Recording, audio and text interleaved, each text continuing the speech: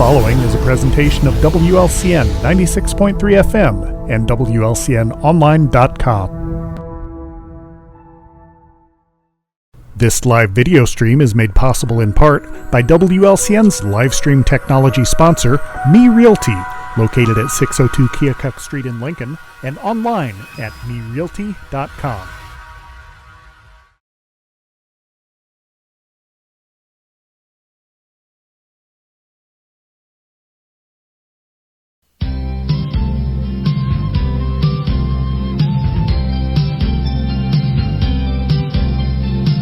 It is 4:02 p.m., time for the 4 p.m.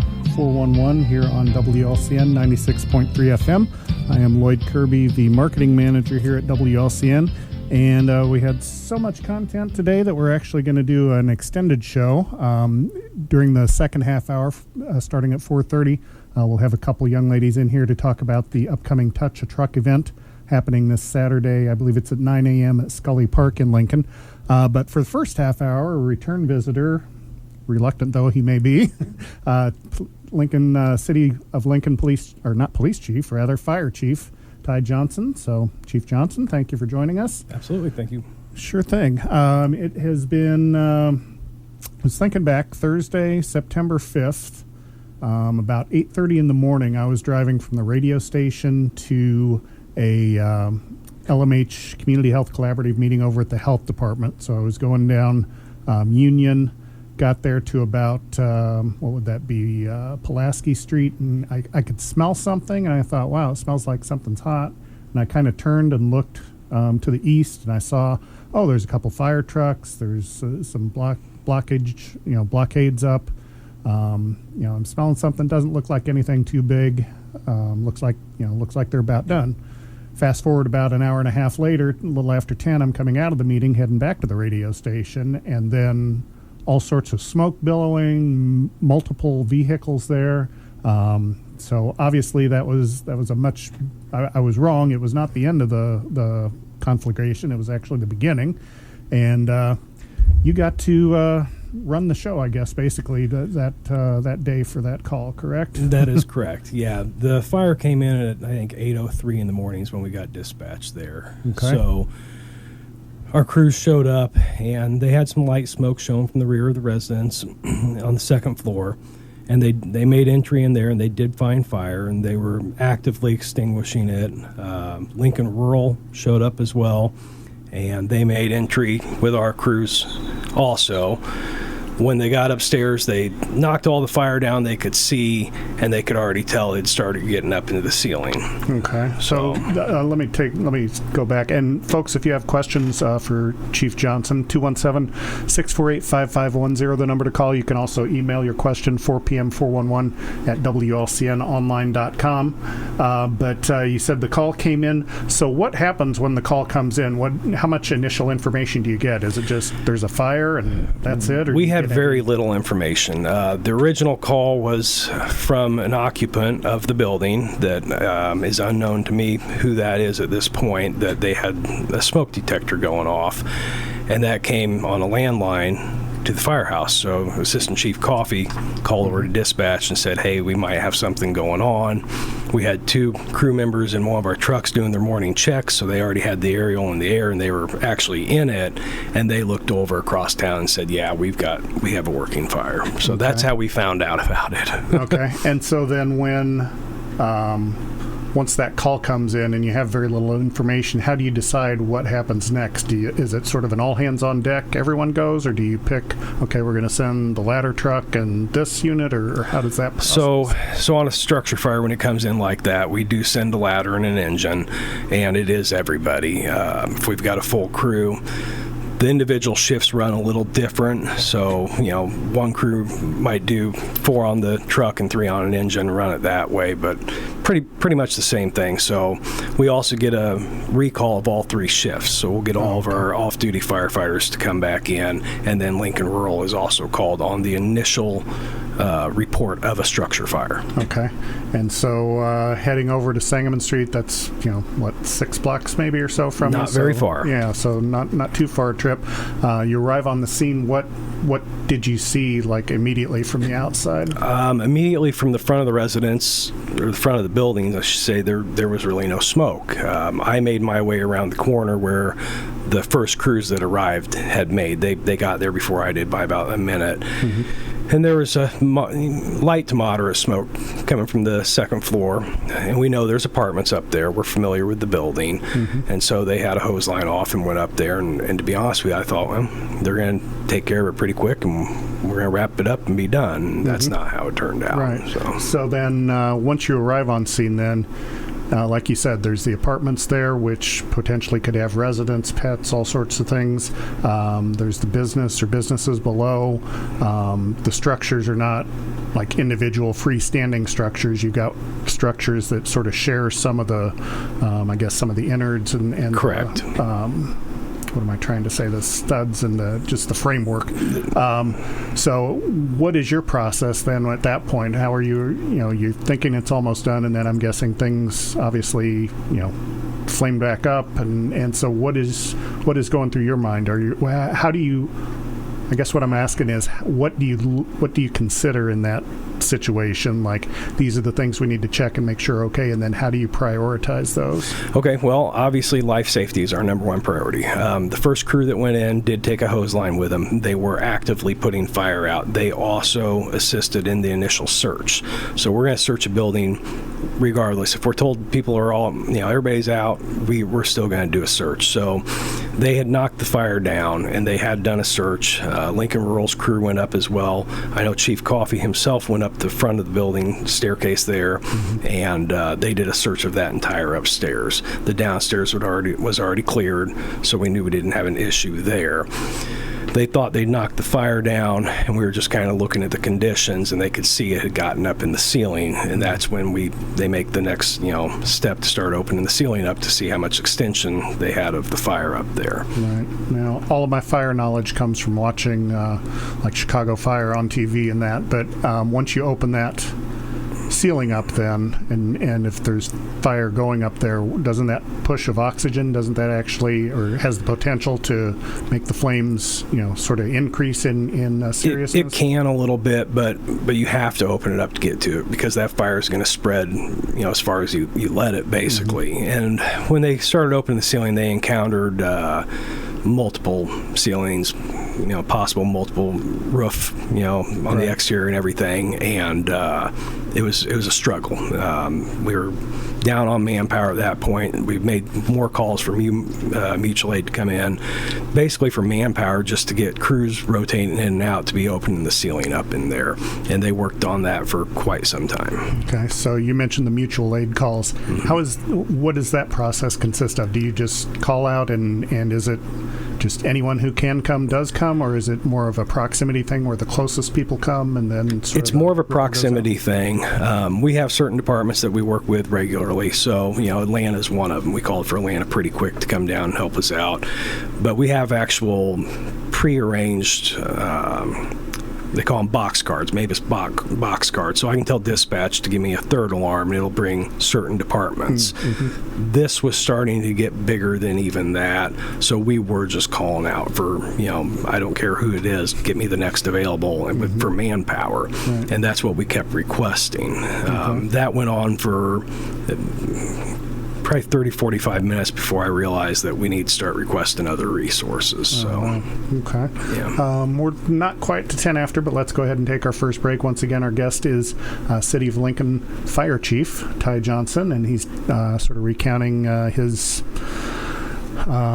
what he went through the day of September 5th, the Sangamon Street structure fire. Also, while we're on the subject, if I could find the slide here. One of the families in that, the Glazik family, there's a benefit for them this Saturday, October 12th. Takes place at the Lincoln Banquet Center. If you're watching on YouTube, you can see the details. If you're not, they are available in our community calendar on our website, WLCNonline.com. But it looks like there's the typical things you would expect at a benefit around here: a silent auction, live auction, 50-50 raffle, bake sale, bags tournament, pulled pork lunch. Looks like this begins at, it's like 11 a.m. Once again, out at the Lincoln Banquet Center on Lincoln's west side. So if you would like to go support the family, there's a good opportunity for you to do so. And as I said, we've got Chief Johnson here for another 20 minutes, 217-648-5510 if you have questions of Chief Johnson. And otherwise, we'll be back here in 2 minutes.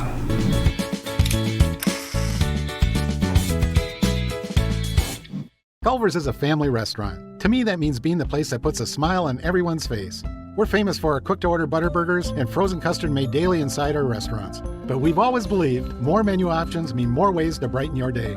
We source the finest chicken to bring you our tenders and chicken sandwiches. And our cheese curds. They're a Wisconsin tradition we're proud to share with you. So take the next meal shift off and let us take care of you.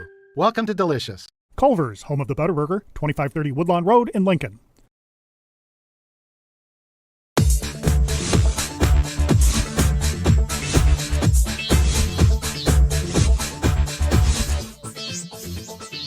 Full Gospel Evangelistic Center makes an impact locally and beyond through a wide range of events, ministries, and outreaches. Pastors Steve and Debbie Owens invite you to worship Sunday mornings at 10:30 and attend Wednesday night Bible studies at 6:30.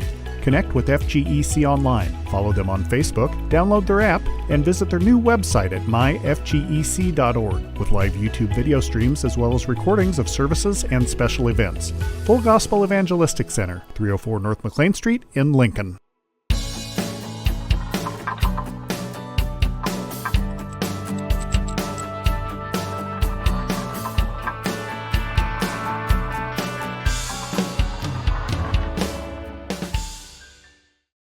Whether you're buying or selling your home, the brokers of Me Realty will work with you to get the deal done. As one of Central Illinois' top producing offices for decades, Me Realty has the experience to guide you through the process. You want results? Call the brokers of Me Realty at 217-735-5424, stop by the office at 602 Keokuk Street in Lincoln, or check out local listings online at merealty.com.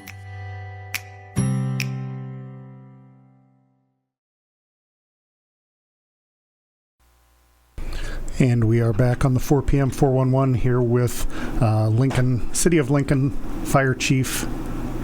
Get my buttons pressed here. City of Lincoln Fire Chief Ty Johnson, and we're kind of going back over the September 5th structure fire that happened on Sangamon Street there.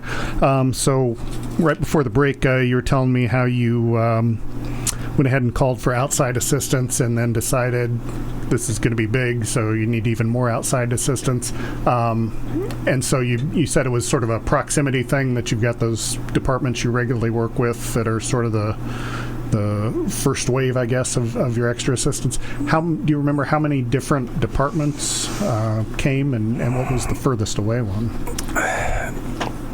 I would have to go back through the notes. I think there was 27 departments that assisted in some way. Mm-hmm. The initial response, I know we had Lincoln Rural, Mount Pulaski, Atlanta, and obviously our crews that we were working on the inside as much as we could. But I think the furthest away might have been Decatur.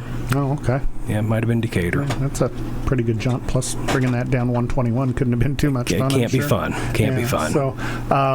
So we mentioned about how the structures were not like freestanding individuals, that they were sort of one against the other.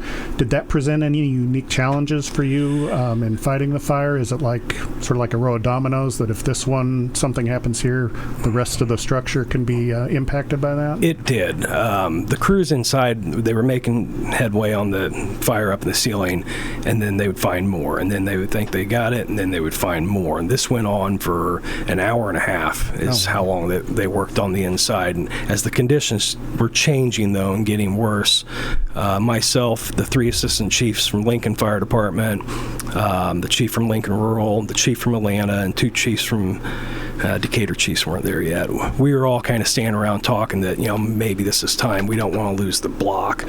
So we're going to set up for a defensive attack if we need to pull all of our crews out, because at a certain point in a fire, the risk, the benefits don't outweigh the risk at that point. And that fire had been going for about an hour and a half.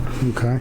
And then did you, sort of along that same line, were there any unique sort of challenges that this presented as far as not just the structure, the way the buildings were side by side and sharing some of the load-bearing walls, but then, of course, there was a firearms dealer below, and then fire and firearms, I'm guessing, would not be a good combination. Yeah, I was unaware if that shop was open or closed or in business whatsoever, but I did notice early on what it was, so I did ask dispatch to contact ATF, because I knew they'd want to at least send a field agent up, because that's just what they like to do. Sure.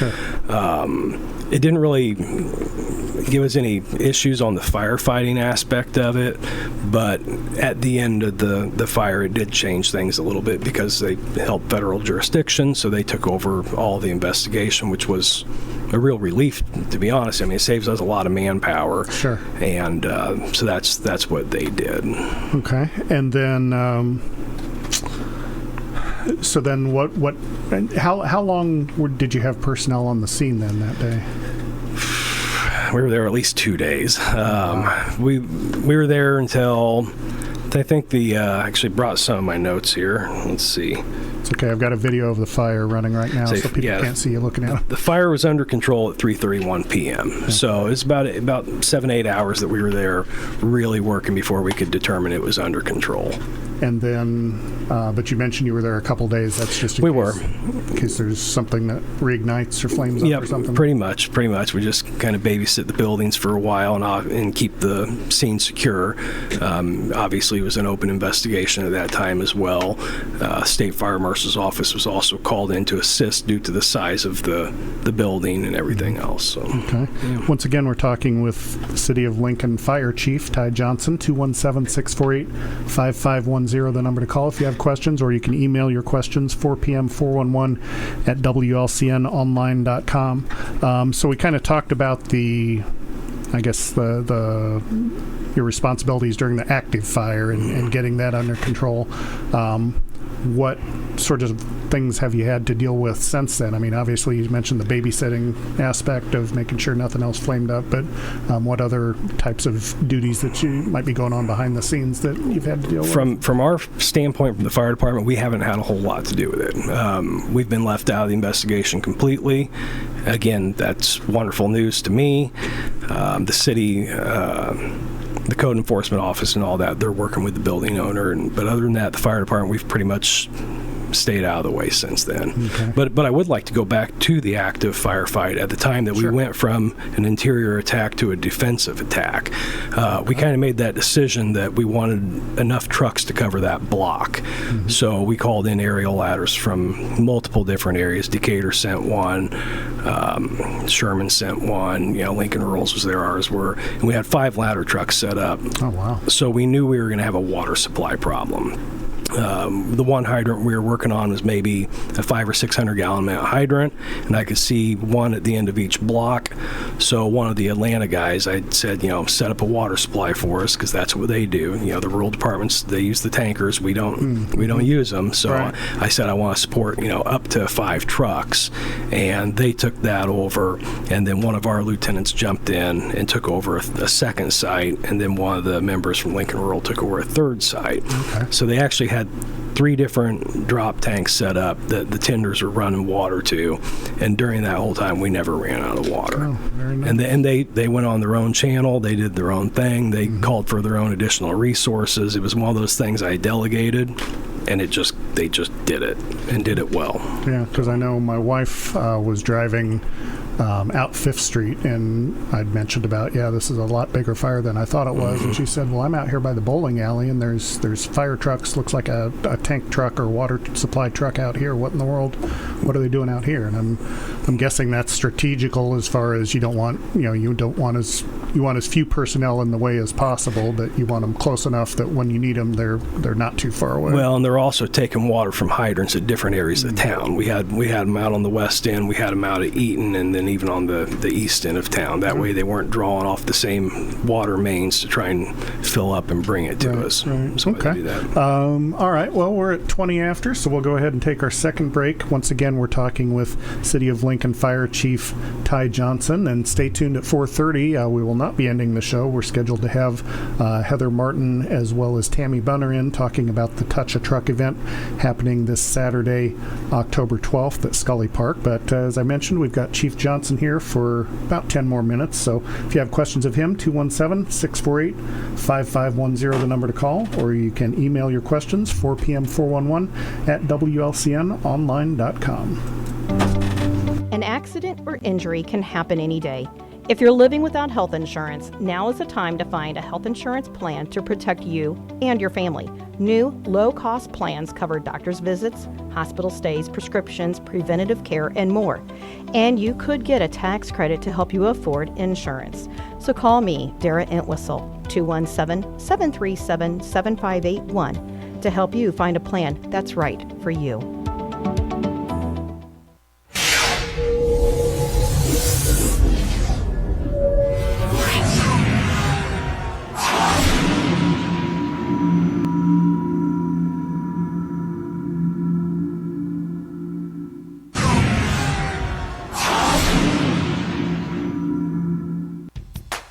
Hello, Lincoln and Logan County. This is Chris Grau from Grau Chevrolet Buick in Lincoln. When it comes time to choose someone to repair your car, truck, or SUV, don't you think you'd feel more comfortable working with the local people you know and trust? Our team in Service, Parts, and Detail have the tools, training, and knowledge that will get your repairs done quickly, with less downtime, and at the right price. Call the local pros at 217-735-4444 at Grau Chevrolet Buick on North Kickapoo Street in Lincoln.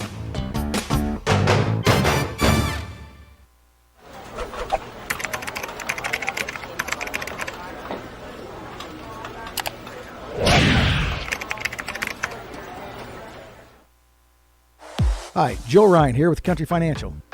As pensions go by the wayside and your retirement approaches, have you thought about what your retirement income will look like? No, I'm not talking about how much money you have saved. I am talking about a retirement income, a guaranteed paycheck for life. That's right, a paycheck issued to you every month for the rest of your life. Sound interesting? Let's talk. 735-4385. And we are back on the 4 p.m. 411 here with City of Lincoln Fire Chief Ty Johnson talking about the September 5th Sangamon Street fire.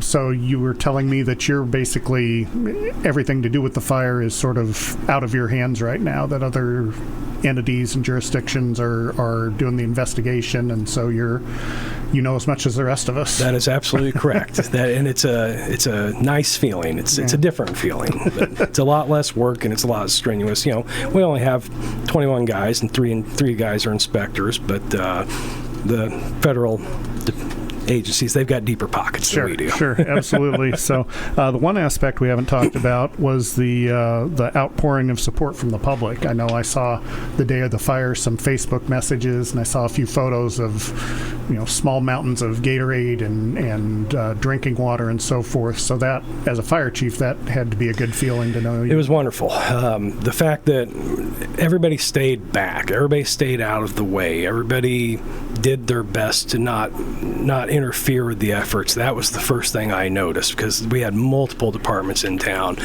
and then the water started showing up and the food started showing up and everything else. So that it was a wonderful thing to see the community come together like that.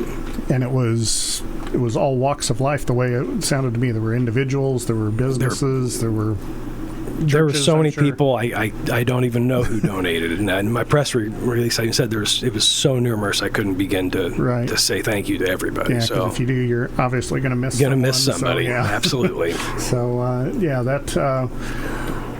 Yeah, like I said, I mean, you see, I don't know, firemen I think maybe are different than some of the bad press you see about police officers or some of the bad reps that they tend to get. But again, I would think that outpouring of support would have to be gratifying. It was nice.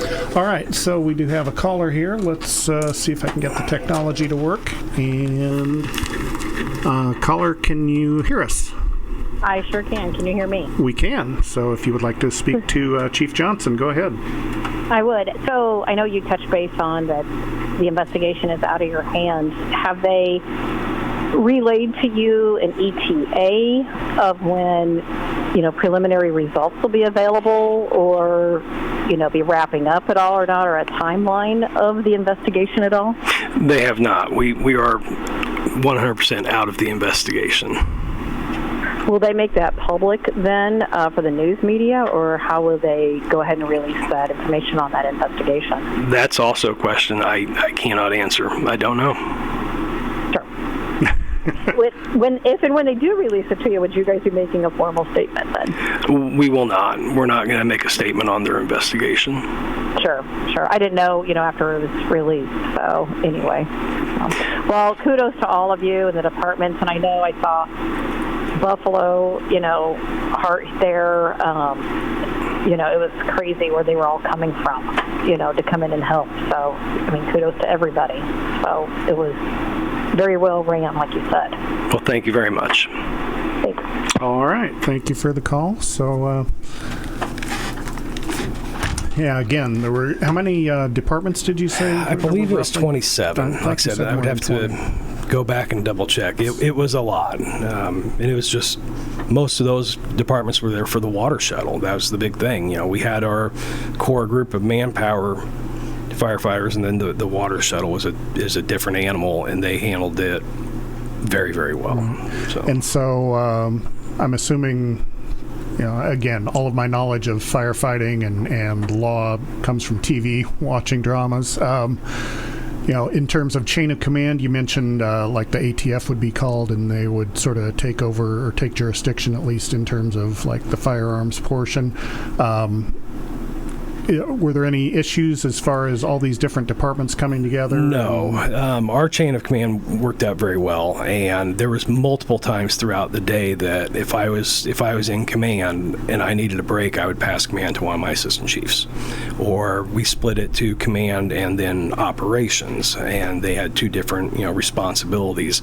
And between myself and the three assistant chiefs and even one of the captains, we just shared that responsibility and just passed it back and forth. When somebody needed a break, you went and you took a break. So it worked out the way it was supposed to. Right. And again, people oftentimes will, it's easy to be in Monday morning quarterback. People will look at different organizations and maybe think, oh, why do we need this many chiefs or this many assistant chiefs or so forth? But obviously, it's just for situations like this. And even with our three chief officers and myself, there was still a lot of talking going on with Chief Booth from Lincoln Rural, with Chief from Atlanta, the two chiefs that came from Decatur. These are all people I work with and respect, and when there's an opinion, let's hear it. Sure. We're all in this together kind of a thing. Right. So it did work out very well. All right, very good. Anything we haven't talked about?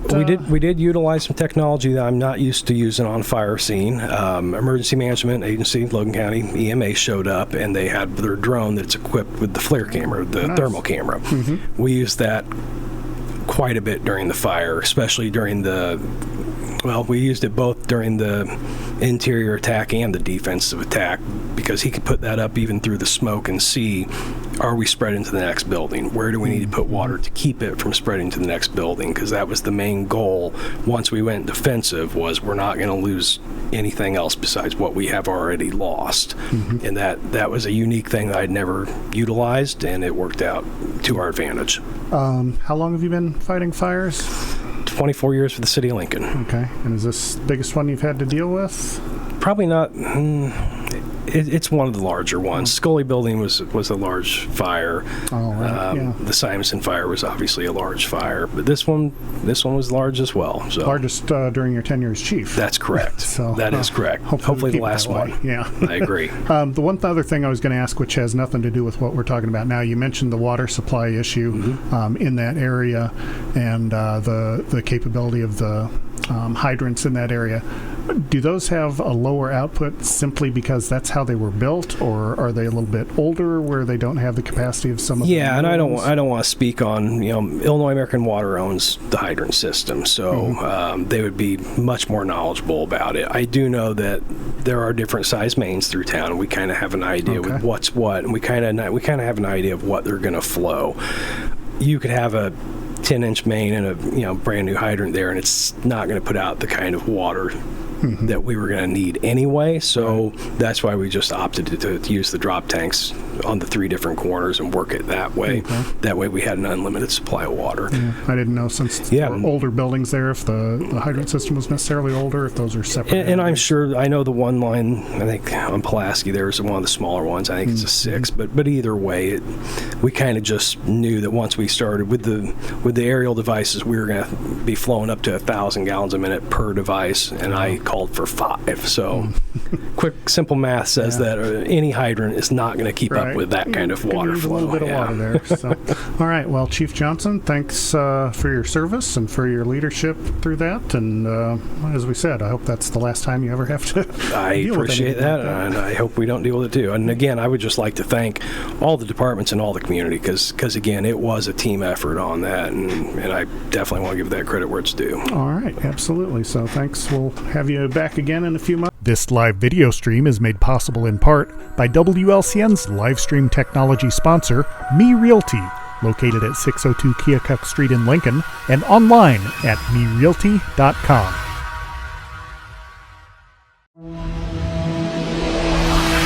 The preceding program is a presentation of WLCN 96.3 FM and WLCNonline.com.